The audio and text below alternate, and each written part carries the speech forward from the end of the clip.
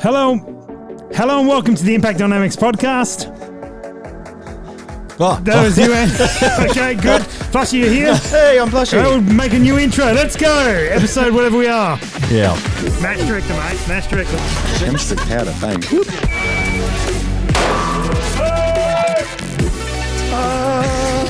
Hope that's enough. We need your vote. Now we've caught up to where we are on the podcast. Right, go on back. Roll the outro. Right, that was a bit of a shaky start, gentlemen. No, we nailed that. I was on mute. I was definitely talking. What's this we? Oh, yeah. It sounds like at home. We made a mistake. Yeah? Did we collectively? Oh, good. Plushy, how have you been the last 2 weeks? Pretty good. Been doing any shooting? A little bit, not much. All right, we'll Not get much. into that. Andy, what about you? Just Same a little questions? bit of load dev. That's about it. Yeah. Josh is over there. Josh, how you doing? I'm pretty good. Hey, Josh. I've been doing some shooting. Oh, there you go, showing off. Like guns or All cameras? Both. Oh, He's been busy. He's been shooting his cameras. Now there's a video. Yeah, that's only one of them. Oh, that reminds me. I'll Yes. get back to it. Okay. I may have acquired some bulletproof glass. whoa. It's Wow. only a short piece, small piece, but... Did you move house or something? No. Okay, all right. Very good. Well, let's kick off with the round count. Yep. So, Andy, how many? Don't run away because we got to get yours sorted. How many rounds have you done in the last 2 weeks? Have you been shooting? You said load development. Just a bit of load dev, just trying out a couple of different powders. So You're on 1856. What have you Yep. done since then? about 120. 120. Yeah, so that's so- going Talk about that because you not the 120. You were trying different powders. Mm. We'll come back to that. Okay. Okay. Got a lot of things to come back to already. We do. Yeah. All right. We should be keeping a list. What am I on? No. Well, we'll keep some numbers. 1976 is when you were born. I mean, Hey, that's near when I was born. really? Yeah. 1976. Oh no, I missed a Was- number in there. I wasn't listening. Thinking, Like, Yeah, I no, thought I I missed was a the number oldest in there. person here, and I Instantly wasn't become born in 1976. older than all of us, rapidly. All right. Speaking of 1976, Plushy, how many rounds have you done? I reckon about 60. That is Quiet. It's been a quiet 2 weeks. What have you shot? You've shot some not big- much. You've shot some bigger stuff though, haven't you? Ooh, oh, hang on. 63. 60. Very specific. Not 1963 when Josh was born, was it? Well, could be. Yeah, okay.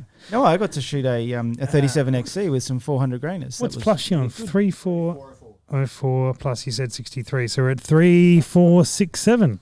Don't know why I used the calculator for that one. Oh, that was pretty easy. All right, Josh, what have you done the last 2 weeks? You said you've shot a little bit. I did 258 rounds. Did you shoot a match? 258. No, I did not. Okay, well, that'll put Josh at 3271. What did you do? I know you shot the rimfire side match in Darwin. I went up with Maxwell and we played with the infrared and I shot a whole heap of 22 rounds there and just had some fun for the other. Okay, all right. And you only went through 250. Yeah. It was a quiet Arvo. We had filming to do. Oh, We fair had enough. fog to go and see. Good. Well, I fog to go and see. How many rounds was I on there, Andy? I can't quite read. 332. I shot look some out, rounds. this is You going might to be need a crazy. calculator this time. I shot 242 rounds. That's like 60% of your... more. yeah. That's more. 574 is my new number. So I am on my way to 1,000. Watch out, Andy. He's coming for you. Definitely need that chalkboard. Yeah, we're going to change that over to a chalkboard so it's less of a pain. I've sworn I've done more than 900. No, just keep going for the rest of the season, I reckon. I'm glad you can read. I thought you worn out your Creedmoor barrel. Move into the microphone, Andy, so your complaints come through on the... Do you know how Sure. podcasts work? Oh no, this is doesn't the know guy how that the wanted intro to do it works. in video form. Very good. Well, we Josh and I went up to Darwin. That's probably the big sort of recent thing that happened for us, and shot the Horus Heatstroke Open terribly. Well, no, Josh shot it well. His video No, I footage looks didn't. good. I didn't. I was trying to cover for you, Josh. Trying to cover for you. How well does running, like, was it 7 different scopes? I did run 7 different scopes. Did we talk about this on the previous episode? I think we did. Did we? Yeah, I think- How Okay. did, that work out? How did that work briefly. out for you, Rusty? Okay. Sorry. How did that work out for you? Not great. Yep. Not great at all. Did you come last? No. Well, that's Wow, something. nice. What was your strategy going into that with 7 scopes? If I had one, I didn't follow it. So I got up there on the Thursday, didn't we? Oh, and then we went go-karting. Well, I That tell set you the what, weekend off During real the well. match, or probably should have. how many More different useful. go-karts did you use? How many what? Different go-karts did 7. you use? Yeah. 4. Yeah. Yeah. We went go-karting and we went for a big session on the Friday. And everyone knows Darwin is pretty warm. So It was an hour worth of go-karting. Wow. hour worth of actually on-track driving plus breaks and such. And I was sore, proper sore afterwards. And that followed me for the entire weekend. But anyway, so laying the excuses first. Right. We got out there for practice. And practice, I put every scope on and zeroed it. Or at least I thought I did, but I zeroed it. And, from ball sighting down to actually getting it pretty close to on target. And you slipped all the turrets back to 0 and the whole Most lot? of them. Most of Yeah, them? one of the lone scopes that I was sent, the screw was all chewed out. So I could good. not adjust the zero stop back. Which was a Bummer. little bit challenging. So I took a photo of it, the old school way. Yeah. Take a photo of your turrets and you're like 4.1. You're like, all right, cool, that's my 0 point. Is this where I found out the other day that top screw didn't do the 0? There was 2 little Allen keys on the side. Oh, okay. Yeah. News. Just wanted There to you point go. that Oh, out. useful. Good. Not all the scopes came with manuals. So you would have been pretty busy on Friday practice. Normally you get down and just check your 0, have a couple of practice rounds, go shoot the side match, and Well, we stand got there around an talk hour shit. late. Yep. And everyone's like, "Oh, you should you should bloody get onto it, and you should have been here an hour ago." There's one thing I've done in my life: is zero a lot of scopes to guns. Yeah. So I can get it onto like the target I'm aiming at, usually within, I don't know, 5 minutes or something from mounting it to being close to where it's meant to be. Handful of shots and we're good. Not necessarily like bang on 0 point, but I didn't need that. I was trying it, but I didn't necessarily need it to be absolutely perfect. But it was close. And so I went through each one, and I probably did it. I think it was about an hour and 20. I think we went through all 7. Wow. Tried to do 8. Tried to do the thermal that we had as well. Yep. Yep. But the thermal was good enough that we could see the lines in the target. Like the paper target. The paper target, Yep. you could see the black areas and the white areas on there, Wow. Yep. which is really good, but you couldn't see the bullet holes because there was no retained heat from them. True. Yeah. So, and we're going out tomorrow with that scope and we'll set it up correctly, but obviously on the range we couldn't really sort of zero a thermal target very well with unless we could go down range a few times. We couldn't because everyone else was shooting. So bombshell, maybe a thermal isn't ideal for PRS. Well, let's reserve judgment for the time being. Right, as long as you can zero it. So might work. So zeroing a thermal, do you have to use something hot downrange? Yeah, How do you so do that? tomorrow we're going out. We'll talk about what we're doing tomorrow later, but we're going to get some of that reflective tape Okay. and shoot some of that. So because then that reflective tape will heat up, and then you can generally see it a little bit better through there, or at least we can shoot it and then go down range and look at it and then come back and shoot it again and go down and do what we need to. We can't really do that when there's a whole stack of people shooting. Could you see the steel targets okay? Yes. Cool. Yeah, actually seeing the targets, actually seeing everything on the range, really no problems at all. So could you see somebody else when they impacted the target? Could you see a heat signature on the target or not? Do you know what? By the time I got to put in the thermal on, everyone had pretty much finished shooting. Yeah. Fair enough. So I probably could have just stopped the range every couple of minutes and walked down, but that was we were the last one shooting easily. I was the last one shooting. Well, there was a bit of interesting. There was a change up in structure for this match too, wasn't there, on the Friday? Yeah. So we had a little bit of a later practice, and then we went inside and had dinner. Did we leave and come back, Josh? I don't remember. No, we stayed there. No, we stayed, and they did Yeah. a barbecue or something. Yeah, they had some food. It's all just vague to me. There was a couple of night stages as part of the match. And then wasn't we there? stayed around and then shot some night stages. Cool. So that was interesting. It was interesting to do. The first one did not do well. So actually no, that just all the stages did not do well. But you weren't alone on that stage. I was think. not alone. I got 2 points, and that was one of the highest scores. Oh, wow. It wasn't high. Wow. That was about an average score. I reckon 4 or 5 was probably a good score on that stage. 4 or 5 was a very good score on that particular stage. Have we got a matchbook, Josh? Yeah, we're going to run through the stage because I haven't. I've that's been a great really. question. I've been really good on the socials. Well, and you have do not because Give me a second. you got emailed to all the competitors, didn't it? I don't know.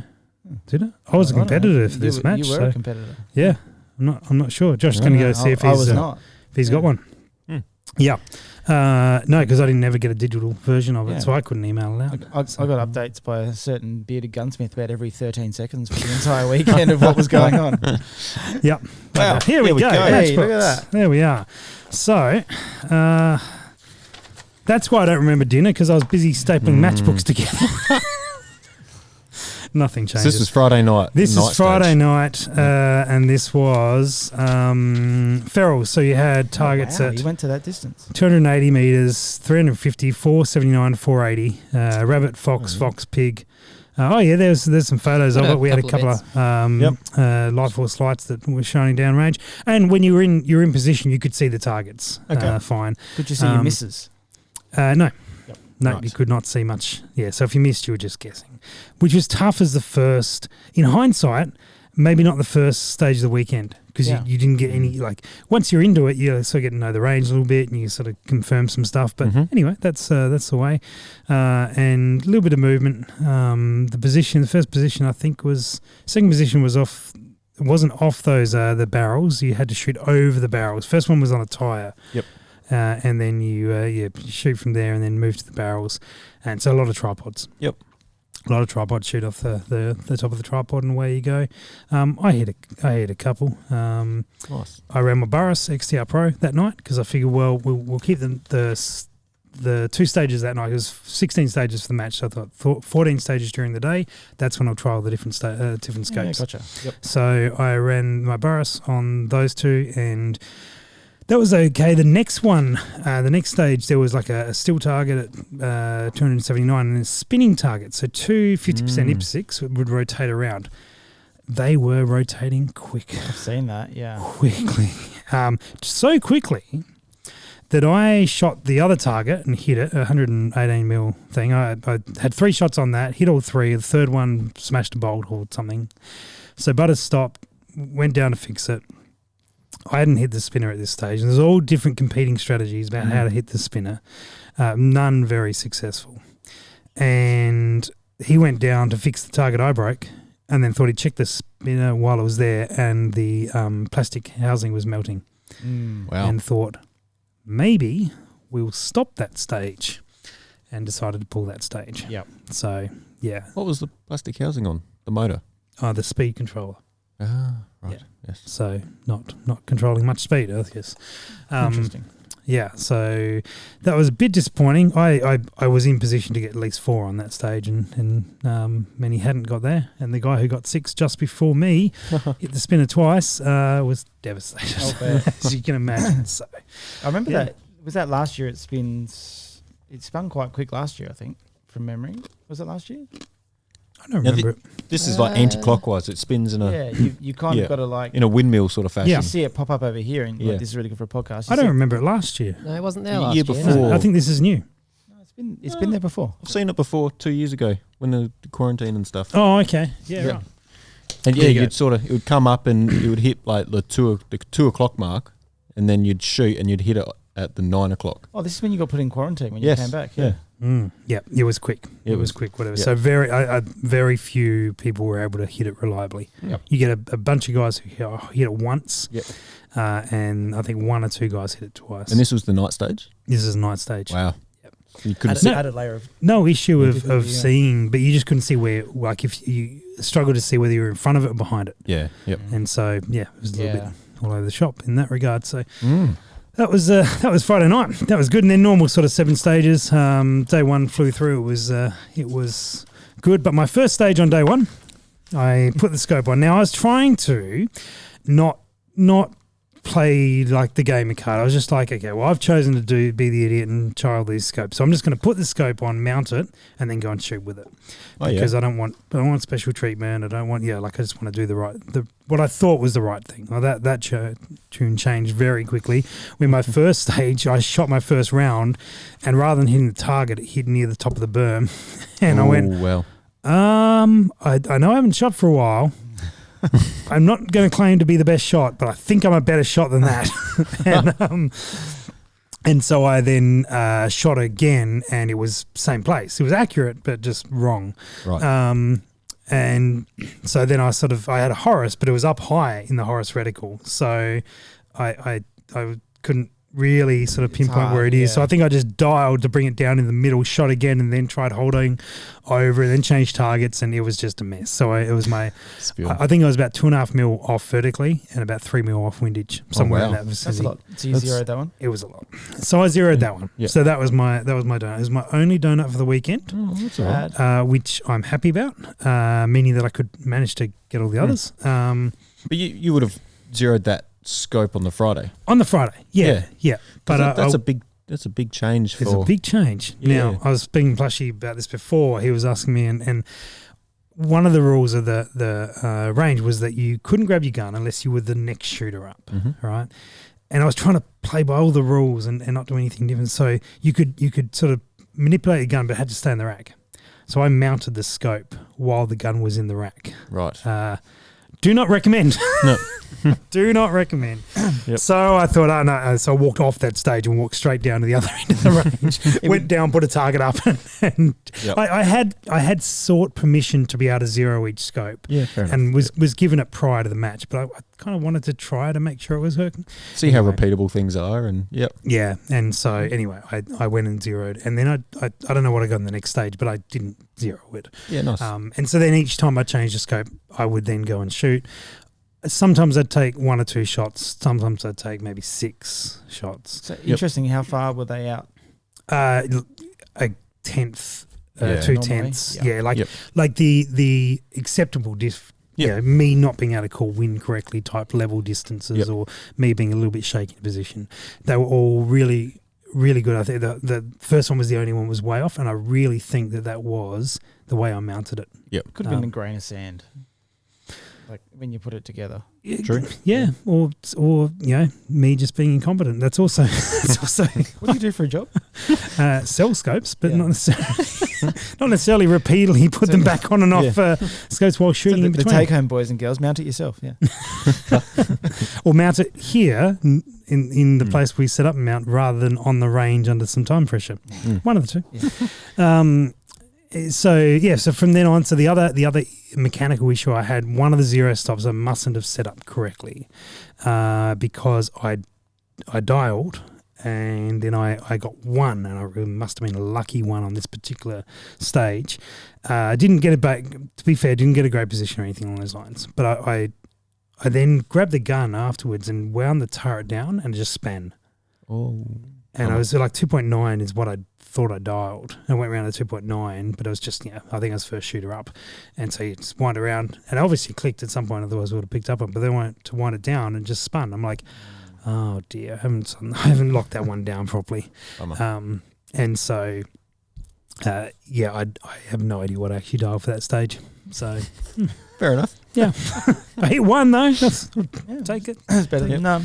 Better than none. Better than none. So it was good. So the scopes I used, because I'm sure people were asking questions about that, we used the Horus Hover with the Tremor 5 reticle, which really like the reticle. That was the first scope that I used. It was the one that was very different to the price bracket of the other scopes that I would have used for the weekend. Obviously did it because it was the Horus Heatstroke Open. Yep. And that was the one that I had an issue mounting. The second stage I used it for, it was good. Yep. I'm not going to remember them in order. The Horus Hover had my Barras XTR Pro with the Tremor 5 reticle as well. Had the Zeiss LRP S3. That was a 6-36. That was a standout one. Although that was the one I must not have set the turret correctly on. But optically, that stood out, didn't Josh? Yep. You've been using that one a bit. I'm a bit recently. biased towards that because I've used it a fair bit recently, and I do quite enjoy it. We're going to be running that one tomorrow for some long range shooting. And then I had Night Force ATKR that Butters let me up there. That was, I mean, there's a reason it's the most popular scope in PRS, because you put it on, you're like, this is how a scope should work for this discipline. I had the Leica PRS scope, the 5 to 30. Optically, no complaints, looks amazing. The reticle has a circle in the center, and I found that very difficult to get my head around. Yeah, right. Because whatever I would put it on, I think the idea is like whatever you're shooting would be in the middle of that circle. So it doesn't have a floating center dot. It just has a circle. it just has a circle, Wow. and you're like, where am I Where am I on it? holding? And it felt like a cover. I spoke to Leica today and sort of told them sort of my thoughts on that.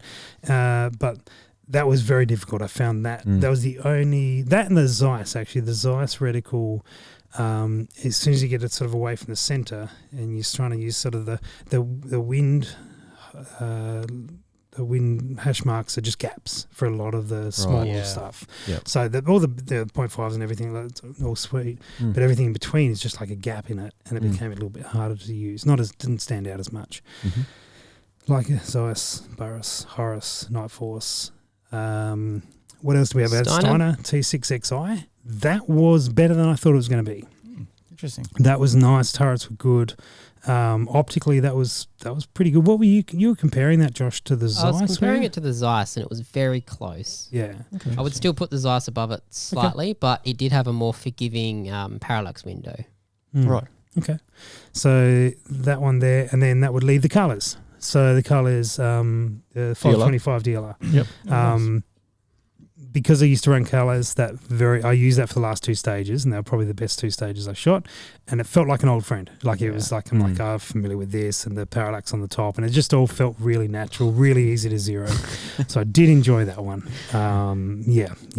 So it reminded me of shooting years ago, back when I did shoot. Fair enough. So that's the 7 that I ran.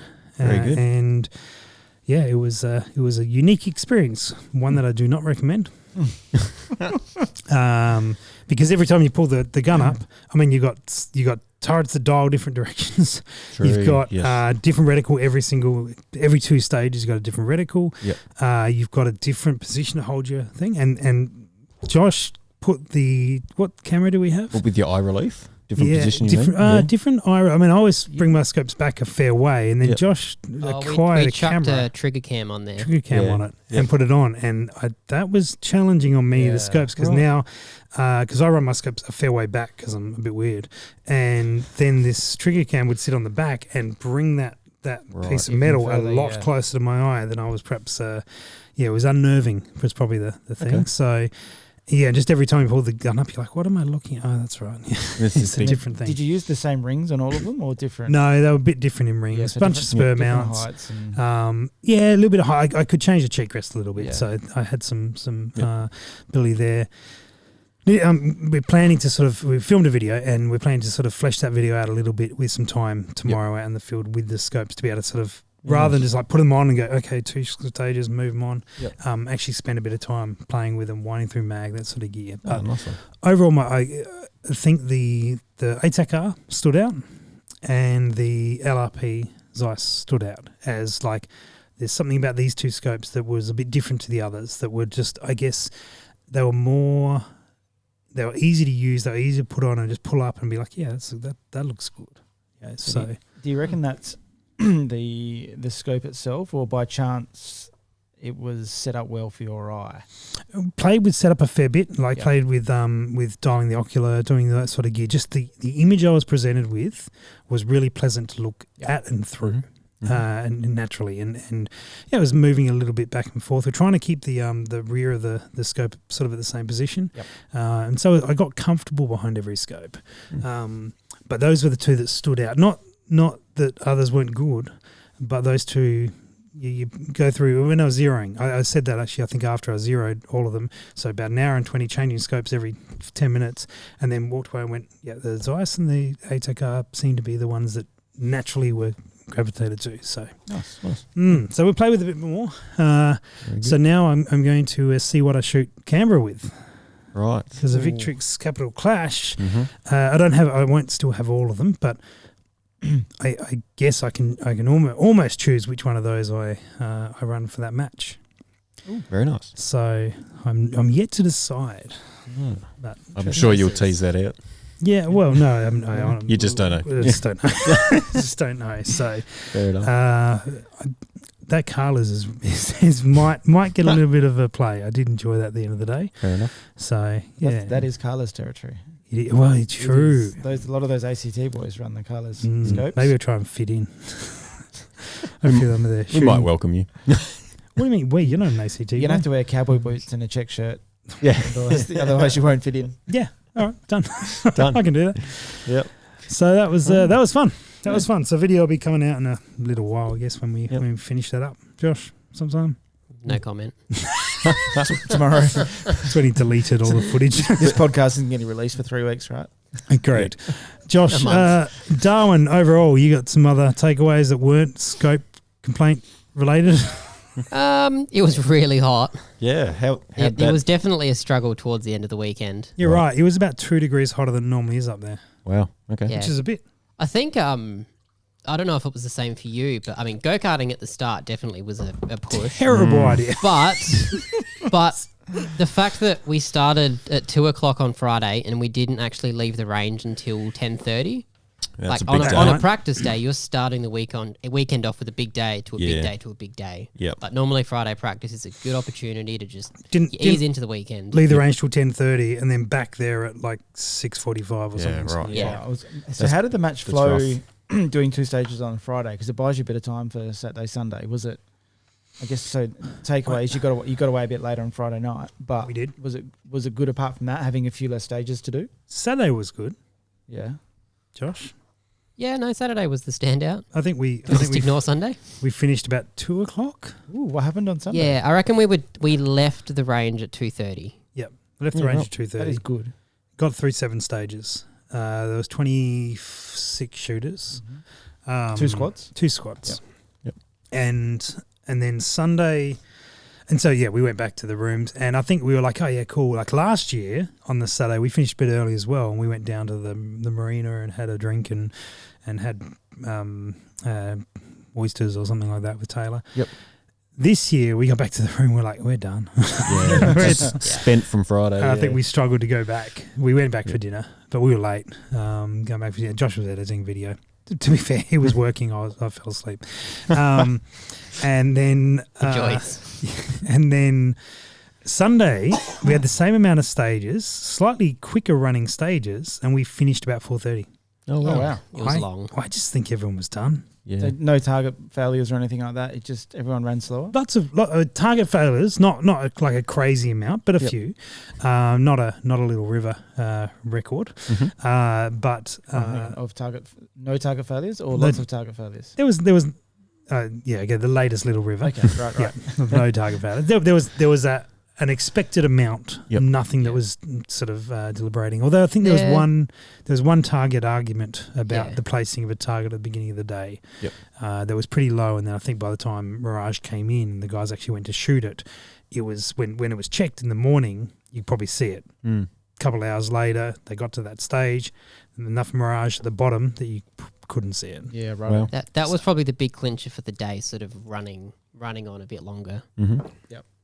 Yeah, that was part of it. It took a little bit of time to sort of everyone be happy with the solution. What was the thing? I think everyone was just a bit slower. Like we just slowed down because I Bit more think we were trashed. So yep. Started to act like a local. Yeah. yeah, and then but yeah, all good. Congratulations to Guy for taking out second win for him. Oh, there I am. I've got a few photos. Get some photos. Oh, Well, nice. let's just congratulate Guy and Sean for second place. Yeah. And I've got a banger photo of Sean from the weekend when it loads, which it's okay, not. Which is good. and Kurt for third place. His first time Yeah, peer. Bolter. I can't remember if he shot bigger or not. I don't remember, but anyway, he. Oh, look out, Sean! nice. There's a great photo of Sean with brass coming out his He's thing. sweaty. Guy with a Yeah, shotgun Guy brought with the the wrong gun to shotgun. the match and still won. Yeah. Yep. Yeah, we good go. old Horus. So there was a shotgun stage. There was a one shot at the beginning of the stage. He Yep. shot the shotgun. Yep. Cool. And then had to run into the stage. Very so, good.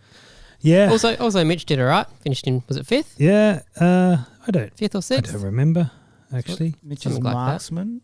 Yeah. Yep. Yep. Top marksman. Try. So I don't who picked reckon it up was. semi-pro? I don't reckon it was quite that high. Josh, sorry to Mitch. Not quite sure it was that high because you had Phil Liu who was semi-pro, but because there wasn't enough wasn't enough awarded. competitors, Yeah. it wasn't awarded. Yep. I've got a teaser for our video. Oh, we got a video. No, not a Is it video. me just to caption this. Great. All the Yeah, gear, we no did. idea. For those listening, we put 4 scopes on the rifle and then paraded it down the range. Got Nice. a lot of phones came out to take photos of it. Oh yeah. We've It's an got expensive rifle. no, the rifle's pretty standard price. All the optics on top of it. It's got a wow. Ricoh 75 where you would expect a scope, and the Ricoh had a Picatinny rail on the side, so that ended up with a Horus or a Carlos or Nah, something. the Steiner on there. Steiner. That's like a $45,000 setup. No, it's 50. We worked Is it it out today 50? upstairs. You're right. Then we've got an ATOR on the forward picky rail, and then the ATOR, well, the spur mount had a mount on top of it, and that's where the Barras XTR Pro ended up. So, yeah. That way you don't have to dial between like distances and targets. You just look for a different scope for each one. Free dial each for a Done. different target. You know what? That lens on that thermal being 75 was big enough to still see downrange with all that stuff in the way. Oh, wow. Yeah, right. It was looking at the night force and it just ignored the night force and looked straight past it. Jeez. Yeah. Oh, that's pretty cool. So there we go. Oh, that's disappointing. Where was You the take that problem? shot off and put So something no one up. else can see that. It's only you guys. Going back to the shot of Josh. Yeah, can you take that down? So it was good. It was a good match. It was more of a practical match, more of a little bit older school match, whereas a lot of position, a lot of run and gun. Yep. Probably bigger targets overall than but that's Darwin do that well, and it was fun. It was fun like that. It was. I mean, it was easy to miss. I mean, there was some guys cleaned some stages, but not bucket loads. Every stage was probably. I mean, I'm no way to judge if stage is gettable or not, but I think most stages had a clean from what I remember. Yeah, that's good. And then it was good and lots of smiles around. So yeah. Good to see, and then it started getting hot and started getting sweaty. Yeah. You just have to lean into it. You just like bucking with when it's wet and muddy and bucking. You just go, oh, well, I'm just going to put up with it for the day and go and have a shower. How many showers are you having a day, Josh? Oh, about 5. Yeah, right. You just have to remind yourself, this is what I do for fun. Yeah, that's it. This is what I do for fun. This is why I go to This is what work. I do for fun. Yeah. Except for Josh. Josh does it for love. Yeah, I don't know. Oh, good to Did you notice any velocity change going up in the heat? Well, the last time I shot was in Darwin. So, right, okay. As I say, with what chronograph? Yeah, I didn't even put over a chronograph, mate. I just You probably weren't drilling down to the 10th of your data, were you? I pulled up the data from last year. And just ran that. Yeah, and ran that and hit the 500 metre target first shot. I'm like, what's wrong with that? Did you go across to the F-class range this year? We did not go to the F-class range this year. No, I think that the night stage was the sort of unique thing they wanted to try out this year. Yep. Rather than doing the long range stuff. So how did that work? As in, I saw a photo where there was like red light to sort of where the shooter was shooting from a little bit and stuff. So there was just a little bit of someone had a red headlight on. I think someone had like a red. So Butters had a red torch. Yep. Years ago, we went over to the US and went hunting with the Magneto guys. Magneto Speed guys, they gave us a torch concept that they were working on, and he still has his, and I have no idea where mine is. Yeah. But it's got a red light as well as white light. It's probably with your Magneto Speed. Probably, wherever that is. And so remember being the Mitch in front of me was talking to the RO when he was lining up, and he's like, hey, do you mind just like pointing the light that you're holding down on the ground while I'm shooting? And he's like, I can do that. No one's asked me to do that, but I'm happy to do it. So when I got up there, I'm like, hey, while I'm shooting, can you point the light? So that became a bit of a trend. There was enough like background light to see what you're doing? It was, well, if someone didn't put a trigger cam on your scope pointing up so that I couldn't see my turret, yes, there would have been enough light. Right. But I went to look at my turret. I'm like, there's a camera in the way. So then we ran the camera on the side for a little while. Until we worked out that you can flip the image to some degree, but not all the degrees. 90 degree flip. And then I think Josh got sick of the heat and stopped putting the camera on. Fair enough. You know the funny bit about all of the stuff at the start when it was on there? Didn't work. It didn't work. Yeah. Oh no. Whoops. Worth it. Yeah. All right. Good. Good. Have we still got that? Can we run it tomorrow? We do still have it. Yeah. Oh, there we go. Run it tomorrow. Nice. We'll make up for it. We'll make it work tomorrow. I figured it out now. It won't be 30-something degrees. Good. I did this. I went snowboarding in Japan. This seems like a relevant story. It is. Yeah. I had a GoPro on my helmet, and I was like, it was the best powder day in Japan ever. They had like 1.5 meters of snow overnight. It's one of those like once in a lifetime days. And got off the chair, push record, go down the bottom, get on the chair, push stop, got back. And got, I'm gonna load this. I'm gonna load this onto my laptop. And this is amazing. And I got an entire day of me riding the chairlift. Best day snowboarding ever. Yeah, that happens. That definitely happens. Good. Spewing. Very good. So that's what we've been doing. Very good. That's Darwin. So we have a few lessons to talk about for Canberra. But before we do that, we have a have asked you guys for some recommendations on hot sauce, of which we have had some recommendations come through. Right. So during the show last time, someone recommended 13 Angry Scorpions. And so we ordered their sample pack, which came with 5, and they varied Where's the others? from like 8. what? Where's the other 8? The other 8 The 13 Angry Scorpions. on their way. Right. Oh, okay. on their way, Right. Cool. So we ordered their sample pack, and so there was like, hot, very intense, etc., like the ratings of their heat. The last one was pure evil. So look forward to that. Well, this sounds fun. We also got one from Grumpy Gary's. One of their sources' name was Bum Tickler, so Andy, that'll be yours. Awesome. Fantastic. And they have a rating of 1 to 10 on their hotness. So Bum Tickler, I think, was 8 out of 10. Yep. We got like a mango one, which might start off with, which is like 5 or 6 out of 10. Still too hot. And then there was one that did the Spinal Tap sort of level, was 11 out of 10. Oh, right. It goes And higher. then there was one other that was 17 out of 10. Oh, shit. Hotness rating. So we'll see how that is. And then I believe this whole rating scale just doesn't make sense now. It's like yeah, and then I believe there's some others being researched at the moment by listeners. So I've had a friend saying he's going to give us some that are really hot. Yeah, so Cool. the threats are coming. So and short of holding Josh down and force feeding him, how are we going to get Josh to participate? in the same room is probably good enough for Josh, to be fair. To be fair, he'll struggle with being in the same room. I will taste it at home. So, we'll see. Or maybe we'll put the bin for the wings just behind him. So you have to throw the wings to the back of the room. We should have a lucky dip at some point where he just gets one. Oh, yeah. I think that's fair, Josh. If we're going to do this. I will try one at the lower scale. No, lucky dip. Yeah, No. like Lucky dip. 17 out of 11. That's like a fraction. That's a 17 by 10 divided by 10. That's a fraction. So, yeah, you'll be fine. Cool. I'll book the ambulance now. So you can't even say the word. Let's or a fire truck. Which one do you need? Both. One then the other.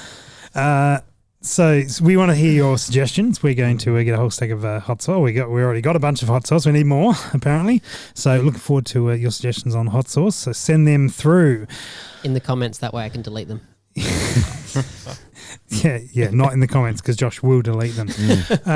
So that'll be good. Hey, Plushie, do you want to go over there and grab a product of your choice? And because we got a sponsor to thank. Now, Andy, you like this sponsor? I do. I've got some on tonight. Oh, do you? What have you? Yeah. What are you wearing tonight? My go-to is the gin and tonic beard oil. Good choice, Yeah. mate. It's just my everyday. Yep. We have Beard Balm. Yes. There we go. So the Bearded Chap has been sponsoring us for quite a while. Luke is a bit of a legend of a bloke who runs the Bearded Chap. He's also a shooter. Really into shotguns at the moment, from what I understand. So we'll try some Beard Balm, but they make a bunch of beard-related and just general blokes products. Smell good, look good. Just It's got a hair in it. yeah. Yeah. We got hair on your face. It's a bearded product, mate. But it's a different colour to the hair on my face. Well, everything's a different colour of their hair on your face. Oh, you walked into that one. Anyway, put that on. Make good yourself stuff. look It's good look stuff. great. Smell great. I smell like gin and tonic. You look amazing as well. Yeah. Thank you. So, but you guys can help us out and help the show out and help Luke out and yourself out by going to the website of thebeardedchap.com/ Impact. or you can use the code at checkout. Josh, you've ruined that. Far out. You can use the code. One job. One job. All right. You can use I don't get paid for this, okay? You can use the I have to do it code. properly. There's a reason you don't get paid for it. you can use, if you guys want to see Josh get paid for this, I don't know why, but if you guys want to see it, go to thebeardedchap.com/ and buy some of this, and then we might be able to think about paying Josh. Or we'll just pay you in hot sauce.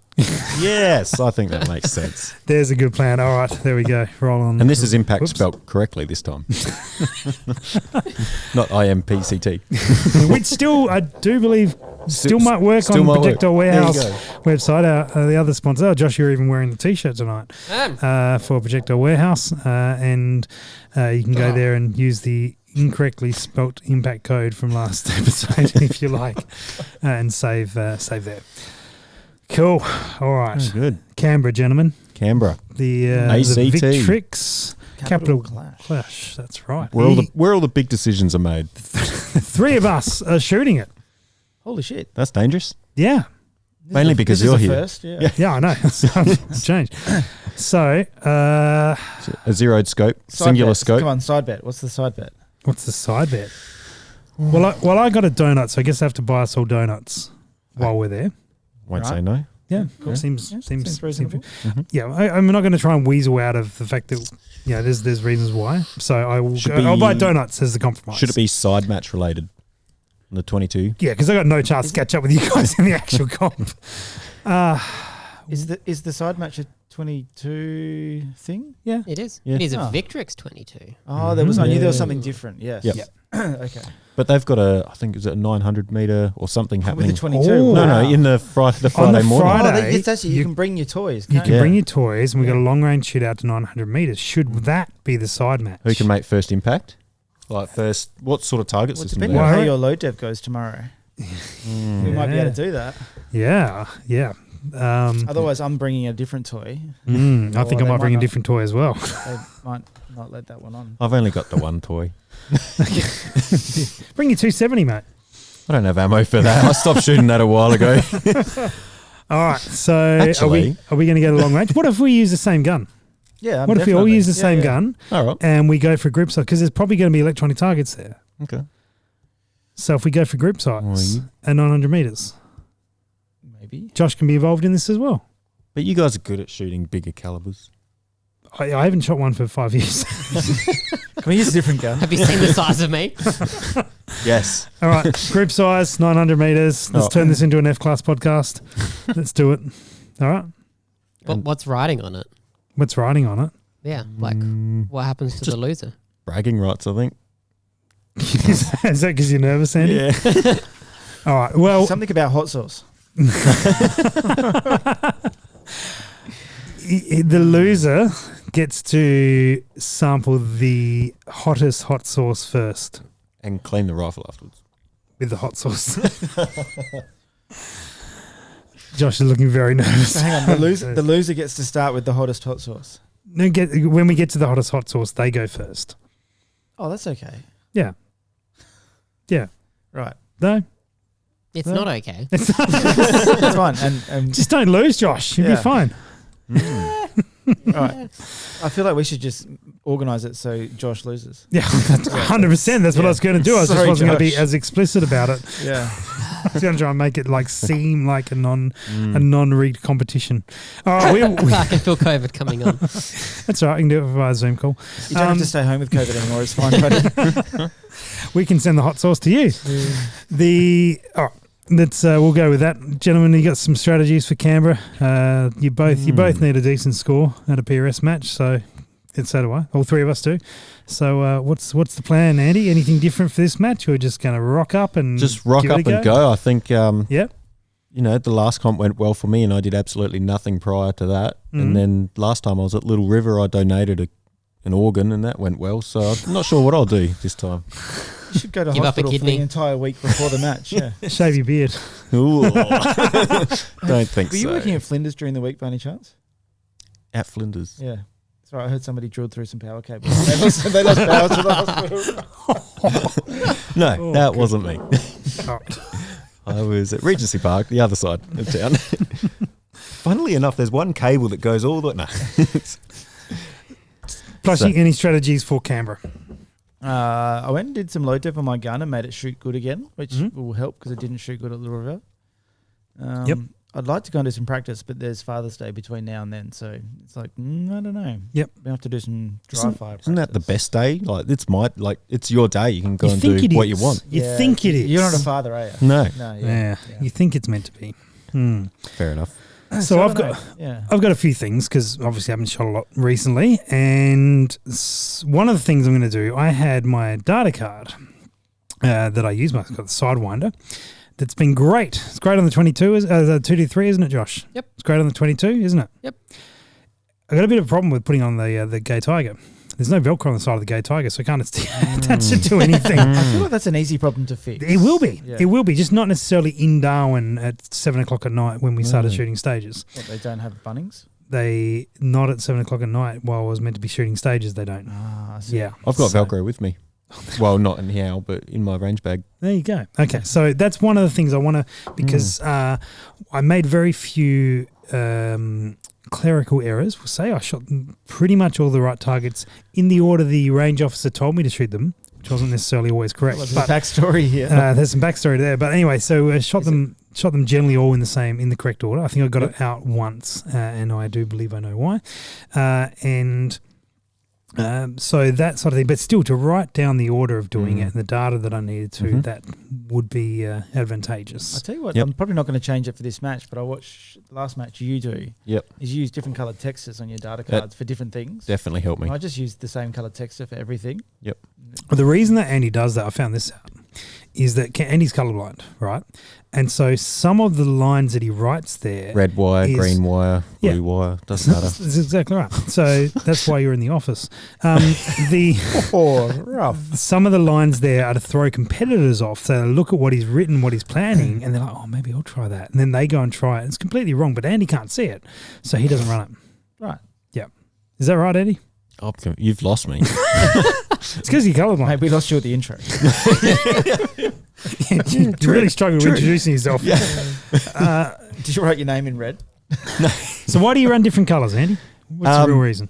I just found using the one colour, it sort of clogged up the data card. And you sort of, a couple of times I had previously misread where a decimal point was or something like that. Or you just simply run out of room. Where if I have the distance in black on one side, the holdover in green, and then the wind in blue. Oh, yeah. And then it's just easy to look up and tell what's what. Gotcha. I'll second that because I've started doing this as well. How do you do it? You are colourblind. Yeah, I just do it with the colours I can see. It's just slightly different colours, shades of Black, grey.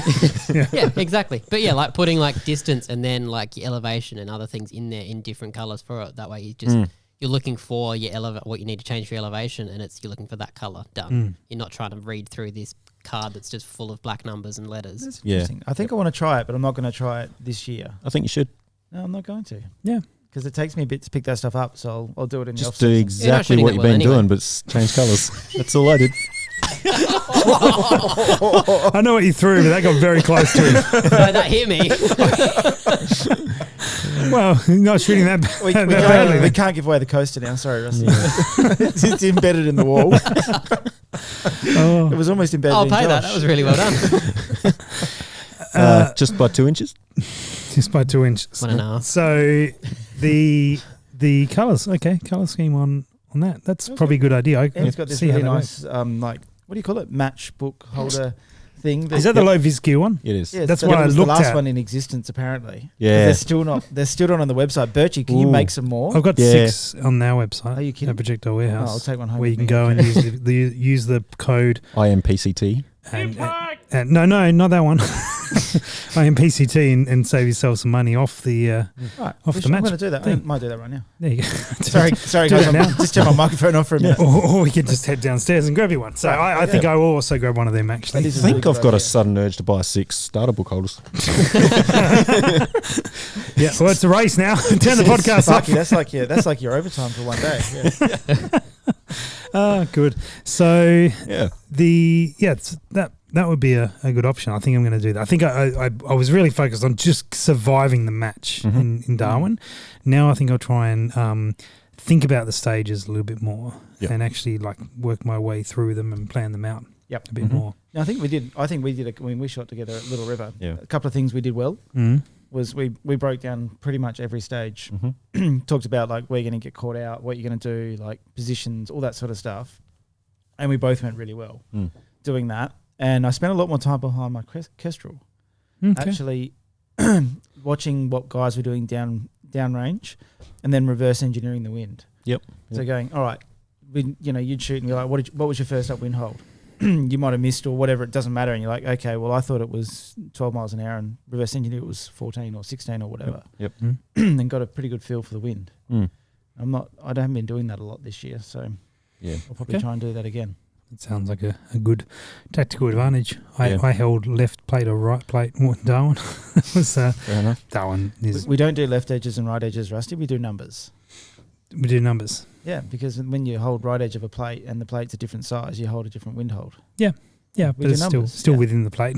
Nope, numbers. None of the targets are small enough to worry about in Darwin. So why'd you miss so many? Or there was because I'm not very good. Right, okay.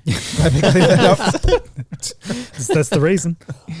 Yeah, I think something I'll keep doing is comparing that target size to like wind bracketing. Yes. I think I did a lot of that in the Can't last handle match. that. No? No. Well, you've got the reticle for it. I know, I just use the reticle. It's Oh. way easier. Like, whatever. The little wind dots are Yeah. on the target and it's all done for you. You just But go you gotta- like, yeah. But you got to jump down, look through your reticle to sort of look at each target and go. I've got it on my phone. It's Fair enough. But yeah, I guess it's just a bit of reassurance going, okay, I'm guessing the wind's from 8 to 12 mile an hour. And then you look at the target size and you go, well, even if it's 7 to 13 mile an hour, I'm still within the target. Or I've just got to, if I miss this or I'm off to one side, I can only bring it in a little bit like that. I don't know. Just gave me a bit more confidence in the wind holds, I guess. Absolutely. The wind in Darwin was mostly sort of going downrange, so it wasn't as much of a factor. Yep. they don't have wind in Darwin. They did one of the days where it was quite windy, but mostly up the range. So And did it wasn't Mirage so much of a factor? help much there? Or was I it mean, more of didn't a help. hindrance? It was more. I mean, if you're zero was it- was Do you out, it know- might have helped. do you know Was it too much Mirage? I did not really find that well, it wasn't my problem, I can tell you that. Yeah. But I didn't really find it detrimental Okay. with the Mirage that I saw. I think there was one stage where we were prone. It was a bit more of a factor, but I think I was using pretty good scope there, and it was not showing up as a significant issue. Okay. I was able to roll through on parallax on it, and so it didn't stand out to me at the match of being a problem. Yeah, nice. Actually, one thing I'm curious is all the scopes you ran. Did you find that some were more forgiving with parallax than others across the range? Yeah. Yeah. Some definitely were. Do you think that was related to price point or No, unrelated? Yep. unrelated. Yeah, I think that from what I've seen both on that weekend, but in general playing with optics, is that that's a decision made by the manufacturer. They want to get either extremely crisp image, and they can do that by having a very small parallax margin, so they're very, very crisp, but only for a small sort of focal point.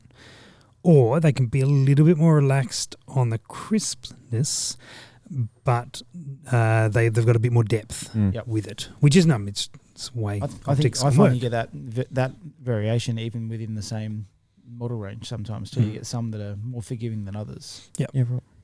Yeah, conditions also play a role with a bunch of that as well. But in that was the reason I wanted to do this, because the conditions were the same. I mean, you could go and shoot 7 PRS matches over the course of the year and change scope each time, but you won't have that direct comparison. You'll get to know the scope way better than I did with any of them, but you won't. Your conditions change. Yeah, that's right. Yep. So it was a flawed experiment, but an interesting one to have done. So yeah, it was good. So I learned lots for Canberra. I will put more focus on shooting. In terms of my load development, I pulled around from last year and measured how much powder I put in, and then ran that. No, but then we found the dummy round in here. Then we found the reference round. The here. reference round with a cross over the live primer. Yeah. No, it's a Buster primer. Yeah, I've just painted it up. That's why it had an X on it. Yeah, Yeah, I mean the X makes it Fixes it. doesn't work anymore. Yeah. fixes it. That's Yeah, right. That's right. So you're right, Andy. Andy's like, "What's a reference round?" You just push it all the way in until you hear like kernels crunch. But speaking of reloading, Right. I have a reloading KFC. question. Josh has a reloading question. We still talking about reloading? Because Josh Josh doesn't is- reload. Josh I've started reloading. this No. week. No. This week, Josh has started reloading. Don't you just buy those bulk cans of 2D3? I did. Yeah, but what are you reloading now? Bullets. Yeah, but are you reloading like the bulk can rounds? So I'm reloading 223 ADI brass with the 69 Sierras. Yeah. Yeah. Yep. So it is, but yeah. Mm. So I have a question, Okay. which other people might have as well. But 30, like 32. 32. 42, I think, is the answer you're looking for. Is it? Okay. Meaning of life? Yeah. Cool, done. There you go, 42. But going out and doing load dev for the first time, what are some things to actually look for, like in your numbers? Is it sort of the good numbers consistency. is what you want. Good numbers. Good Lots numbers. of Yeah, numbers. if The you get more good numbers, the numbers- better. Low numbers. Yeah. I'm glad we I'm do glad a I asked this podcast, on this and, we, podcast. and we can be of value to people listening by providing them useful and sensible Small responses. groups. And on that note, Small groups, low numbers, consistent We, numbers. we talked about this last week, Josh, and I gave you some advice. What did you do with the advice I gave you? Didn't Advice? listen to Yeet. it on Clearly the didn't pod. listen at all. I was like, So go Owen- find it's a been a load, long week. go find a load development method that resonates with you and learn it and do it. Oh yeah, I haven't done that. It's been Yeah, you busy. didn't do that. Yeah. No, Yeah. it's been really busy. Darwin fried his brain. So what would you suggest? Dodgy? I use a modified Sadley method, like a ladder test. So what's Sadly? Scott Sadley, he's got Sadly. this, What are he's these done all methods? these videos on the internet, and it's about like ladder tests and optimal Charge weight. weight. Does he do OCW? optimal charge? I think he does optimal charge weight, but I throw a bit of OBT in there, optimal barrel time as well. So, when the bullet leaves projectile leaves the barrel, hopefully it's in a harmonic dead spot. Yep. So I do a ladder test after already running through the software to predict where the velocity nodes or the OBT nodes will be. Shoot 15 shot string over 2-3 gains under max. I look for velocity flat spot and point of impact flat spot. I do it at 100 meters. You can do it at 300. You do it at 500. It doesn't really matter. Depends on the range and the conditions. So I look for where I get a velocity flat spot in the same place, point of impact vertically in the same place, and generally that'll line up with the OBT node, optimal barrel time. And where those three things line up, it always shoots good. And then just go away and load up some groups. I usually go back. Usually like a new barrel. When I'm breaking in a new barrel, I don't do any load depth in the first 150 rounds. Yeah. I just shoot it. Yep. I usually play around with setting depth. I just pick a charge weight, which is pretty safe, and find a setting depth that seems to be happy. And then I do my ladder test off of that. Yeah, pretty well do some barricade practice or something with those first 100 rounds or 50 rounds. Yeah, it kind of depends. Like if it's for me, if it's a rebarrel or a new barrel on a caliber that I already know. Yep. It's the same. I mean, I've got my own reamers. It's the same brass, the same projectile, same powder, same everything. Usually, the last load that you've got left over shoots anyway. Yep. Yeah. You just shoot that; Yeah. it's good enough. Yep. And then do your load dev and tidy it up. Yep. Okay. And in Josh's example, it's not a new barrel. It's had some rounds on it. So just starting fresh and working through. Yeah, one of those processes. I would definitely clean that thing. Yep. Because I feel like it's never been cleaned. Josh? I haven't cleaned it. Oh, hang on, Andy, did you clean it? I think you might have cleaned it. No? You didn't clean it like 3 years ago. No, I cleaned his he guns. cleaned one. Yeah. Yep. Right. Yeah. He hasn't been I'd cleaned. Clean So it clean it. anyway. Yeah. Yeah. Maybe clean it. Hmm. Yeah. Cool. Speaking of cleaning it, I should clean my gun because tomorrow we're taking up my 338 and we're going to try and shoot some long range. Can you clarify clean? You mean Yeah. like remove the rust or the carbon or the copper? I mean, yes. Could have turned into bronze by Yes now. to all of the above. Yes to, could be rare earth elements in there for all I know. I haven't It's now a shot 270 with rust. I haven't shot my 338 for about 5 years. And the last time I shot it was at 2.25 Ks. Wow. In, I think, 2018. We're going out tomorrow and we're going to try and shoot as far as we can, which is what we've been alluding to. And, I got it out tonight and realised, I think after the cycle with the bolt about 6 times, I snapped the bolt stopped. So that was a good start. No. Up to a flyer. No, the best bit was when you had to feed the brass in there to see if it sized properly, and you just dropped it in the chamber and it just fell out the bottom. Yeah. Oh yeah. Yeah. Yep. That's right. It's not a single shot. Needs a magazine. Don't know where the magazine is. We're organised on this one, so should be a good filming session tomorrow. Very good. Seem well prepared. It's going to go really well, or we'll just end up at the pub by noon. Well, yep. I mean, it's going to go really well on either of those options. To be fair, neither's a bad solution. So that's the plan. So we're going to take it. We're going to shoot a thermal on it. So we're going to put thermal on it, and we're going to try and shoot as far away as possible. What we can. So I'm not confident we'll get 2Ks, but we're going to bloody try for it. So, and also the load development I did 5 years ago was on my old tablet that had all low data on it that used to run that I wouldn't have a clue where it is. And it wouldn't work anyway. So fresh load development tomorrow, Josh, when we get down to the range. It'll be a good day. It's all right. It's not a new barrel. You'll be fine. It's not a new barrel. So what's your strategy with that then? Clean the rust out first. Cool.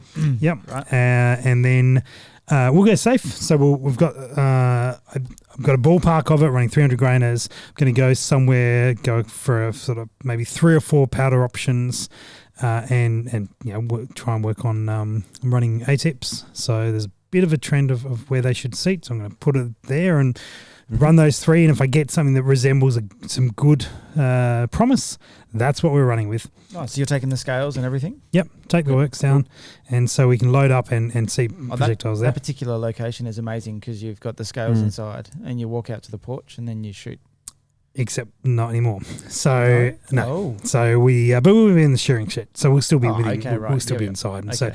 so we will still have a reasonable cover, and so that will be good. We'll be able to get out there and try a bunch. Bit of the morning to do that, and then the afternoon we're gonna go out and try and do the distance. So you're trying different powders rather than one powder at different charges. No, I'm going to run. I'm going to start with one powder. I've got a second powder if I need. Right, yeah. So I'm going to run one powder, go a few different charges, Yep. and look, I don't need it to be amazing because we're not competing. We're not trying to be like phenomenal and hit first round or anything. We need to try and get connected as far away as we can. It doesn't have to be amazingly consistent. We just need to achieve it. Yep. So it will be a little bit of a lead shower downrange, but as long as we connect a few, we can get there, and then do what we can to try and make it as good as we can. What powder are you using? 225? 225 is where we're starting. 2217? 2217 is what I got a backup. Yep. Yeah. So Nice. 2225 is what it has run previously. Although back when I was running the lap wheel projectiles, it never played nice. Interesting. But now I'm running A-tips, so we'll see how they go. I might take another projectile with me just in case. I think that'll work. I think that'll work. I assume you've got some. Yeah. Yep. Yeah. Cool. Yeah. These were only 300s that I had though. So we'll give these a go. Very good. So a little bit of trial and error. Mortgage your house to buy those. Yeah. Whoever decided for me to shoot twice in the same week really didn't think this whole thing through. But here we are, Josh. It's all a tax write-off, isn't it? Here we are. So anyway, that will be fun, and then I'll give up shooting again until Canberra. Yeah. This So- is like a week and a half away. Don't bring that up. You're going to shoot like 2 weeks. 2 weeks away. 3 times in a month. I know. I'm gonna be not even close to you. I might hit 1,000 rounds by the time we get through Canberra. I'm on 570 something or other from what I can see. That's Well, not. I'm That doesn't look Well, it's like going to that. be about 600 tomorrow, isn't there? Yeah, we'll get 2 impacts. Perfect. Well, I might be a bit sore for Canberra because I'm heading to the snow next week. Oh, Might look out. Come back a bit sore and bruised. No. Horrible. That's Oh, no. terrifying. That'll probably make you slow down, and then you'll shoot really well again. Yeah, maybe. Is there much snow at the moment over there? I think so. At Falls, it's not too bad. Okay. I think Buller and Hotham have been smashed a bit, but If not, you're going to be really bruised Yeah. from no snow. that's it. All right, well, gentlemen, we probably rambled enough. So are we all driving over together? We might all be driving over together. Anyway, I think so. I'll buy you We're donuts. racing the entire way. I'll buy you donuts on the way. Important question. When are we go-karting? I've been looking that up. They've got electric go-karts. After the match. After the match. Yeah, but to be fair, it won't be 34 degrees. True. I've got a race back to Adelaide, so Oh, well, or maybe no. Actually, Take a road trip go-kart. might be cancelled. all right, cool. It's the one before. The Might be lucky. the plan. Anyway, I'm going to buy you guys donuts on the way over.